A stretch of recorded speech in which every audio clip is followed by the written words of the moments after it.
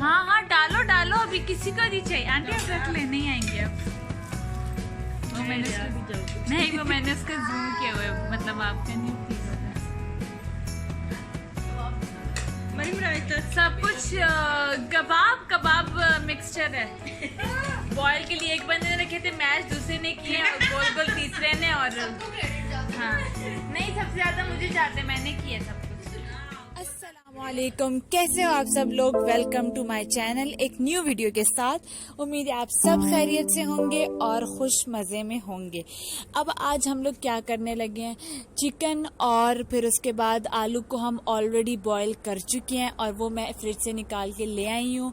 तो हम आज करने लगे हैं, हम बनाने लगे हैं बहुत ही मज़ेदार, बहुत ही इजी रेसिपी के साथ कबाब, जो कि बहुत फ़ायदेमंद है। अगर आप लोग 40 से 50 बना लो और उसको फ्रीज करके रख लो तो आपको कोई परेशानी नहीं होगी।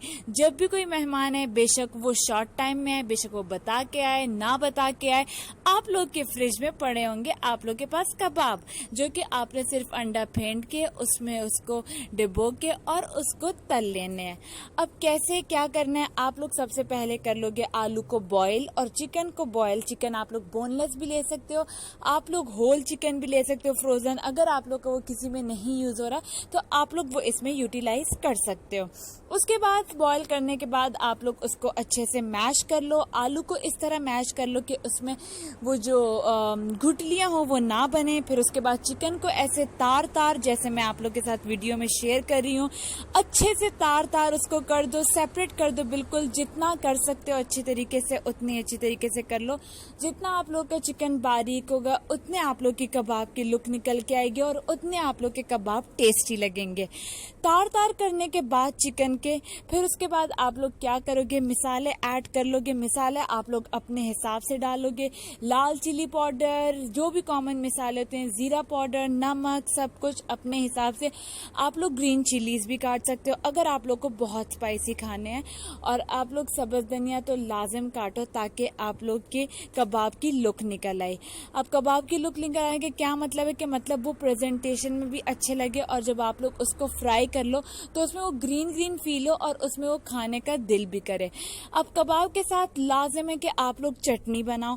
चटनी के लिए आप लोग क्या कर सकते हो कि जिस तरह आप लोग कबाब को फ्रीज करके रखोगे आप लोग की परेशानी कम होगी, इसी तरह आप लोग सब्ज़ धनिया की चटनी बना के रख लो, आप लोग की परेशानी कम हो जाएगी।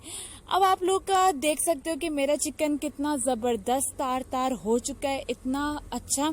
और मुझे लग रहा था कि क्वांटिटी में मेरा चिकन बहुत ज़्यादा है तो मैं इसको आलू के हिसाब से डालूंगी। क्यों? क्योंकि कबाब के बनाने में ये ज़रूर ख्याल रखें कि चिकन की क्वांटिटी ज़्यादा नहीं होनी चाहिए, बल्कि या तो दोनों की क्वांटिटीज़ बराबर होनी चाहिए और या चिकन कम होना चाहिए, ताकि आप लोग के कबाब की शेप अच्छी आए और इजीली आप लोग उसको गोल गोल शेप दे सको। अब मिसाले भाभी साथ साथ डाल रही थी और मैं साथ साथ मिक्स कर रही थी। मैंने ग्लव्स एहतियातन पहन लिए हैं क्योंकि इसमें जो मिर्चें और वो सब होती हैं वो आप लोग के हाथ पे लग जाती हैं और आप लोग को नहीं पता चलता कि काम करते वक्त आप लोग के कब कब कहाँ हाथों पे कट्स लग जाते हैं। तो फिर बाद में इतनी जलन कर रही थी कि बंदे को बहुत ज़्यादा तकलीफ हो रही होती है। मुझे ग्लव्स के साथ बहुत मुश्किल हो रही थी क्योंकि ये ट्रांसपेरेंट ग्लव्स थोड़े लूज थे मुझ पे। मुझे लगता है इसके लिए वो जो बिल्कुल फिक्स ग्लव्स होते हैं वो ज़्यादा अच्छे होते हैं, उससे आप लोग ज़्यादा इजीली कर सकते हो। लेकिन फिर भी something is better than nothing, तो मैंने इसलिए बहुत ज़्यादा अपने हाथ को ख़राब करने से मैंने बचा लिया और मैंने इसी पे गुजारा कर लिया। अब उसके बाद सब्ज़ धनिया मैं तो कहूँगी जितनी ज़्यादा डाल सको डालो, लेकिन बाकी आप लोगों पे, क्योंकि कुछ लोगों को सब्ज़ धनिया नहीं पसंद होता। जैसे मेरे कज़न है उसको सब्ज़ धनिया बिल्कुल भी नहीं पसंद, इवन वो मना करते हैं कि सालन के ऊपर भी मत डाला करो। लेकिन ऐसा तो हो नहीं सकता। क्यों? क्योंकि मेरी बाजी अक्सर वो सालन नहीं बनाती होती थी जब घर में ग्रीन चिलीज और सब्ज़ धनिया नहीं होते थे। उसको होता था कि सालन इनकम्प्लीट है सब्ज़ धनिया के बगैर, अगर सब्ज़ धनिया ला के दो तो मैं सालन बनाऊंगी। तो इस पे हम लोग बहुत ज़्यादा हंसते थे, अब तक हम लोग हंस रहे होते हैं, लेकिन कुछ हद तक ये बात ठीक भी है। अब कबाब बनाने से पहले मैं क्या करती हूँ, मैं कोई भी प्लास्टिक ले लेती हूँ, आप लोग चॉपर्स भी ले सकते हो, उसको मैं बिल्कुल मुनासिब साइज से काट लेती हूँ, ताकि जब मेरे कबाब की लेयर्स बने तो उनको सेपरेट करने के लिए मैं उसको यूज़ कर सकूँ। उससे ये होगा कि जब आप लोग के फ्रीज कबाब होंगे तो आप लोग उसको ईजिली सेपरेट कर सकते हो, वो एक दूसरे के साथ चिपकेंगे नहीं। अब किस तरह, जैसे मैं ट्रे में पूरी एक लेयर लगाऊंगी कबाब के गोल गोल बना के, जैसे अगर एक लेयर मेरी 12 कबाब की बन रही है तो फिर ऊपर मैं एक शीट बिछा दूंगी, मीन्स मैं वो प्लास्टिक जो भी मैंने कट किया होगा वो मैं बिछा दूंगी। फिर उसके बाद मैं बाकी 12 कबाब के गोल गोल बना के वो उसके ऊपर रख लूंगी। तो इस तरह मुझे काउंटिंग में भी आसानी होगी, क्योंकि देखें अगर मेरी एक लेयर में 12 कबाब हैं तो अगर मेरी 4 लेयर्स बन रही है तो 12 into 4 करके मुझे इजीली पता चल जाएगा कि टोटल मेरे कबाब कितने बने हैं। तो इस तरह बहुत इजी हो जाता है, और आप लोग को मतलब इतने ज़्यादा बर्तन भी नहीं गंदे करने पड़ते। मतलब ये नहीं होता कि आपको 3 बर्तन चाहिए कबाब रखने के लिए, 4 बर्तन चाहिए, और आप लोग के फ्रीज़र में भी जगह आप लोग के पास इतनी स्पेशियस नहीं होती। तो इस तरह आप लोग यूटिलाइज कर सकते हो सिर्फ एक बर्तन को रख के। उसके बाद आप लोग ये भी कर सकते हो कि एक दिन के बाद आप लोग उन कबाब को निकाल के, क्योंकि वो ऑलरेडी फ्रीज हो चुके होते हैं और आप लोगों ने लेयरिंग की होती तो वो एक दूसरे के साथ नहीं चिपके होते, तो आप लोग कोई भी शॉपर ले लो और वो सारे कबाब सेपरेट करके उसमें डाल के तो आप लोग शॉपर को फ्रीजर में रख दो। फिर आप लोग को बर्तन को भी रखना नहीं पड़ेगा। मेरी तायमी तो अक्सर ऐसे ही करती हैं। हम लोग का फिर ये होता है कि फिर हमें जब बनाने होते हैं हम उस वक्त एक एक निकाल के तो बना लेते हैं।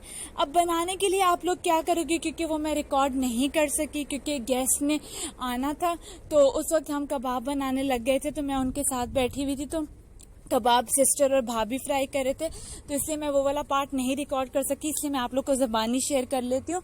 आप लोग अंडे को फेंटोगे और फिर उसके बाद आप लोग क्या करोगे कि कबाब को उसमें अच्छी तरीके से डुबो के फिर उसके बाद तवे पे उसको फ्राई कर दोगे। अच्छा, ये गलती कभी भी मत कीजिएगा कि कबाब को आप लोग डीप फ्राई करो, कभी भी नहीं, नेवर।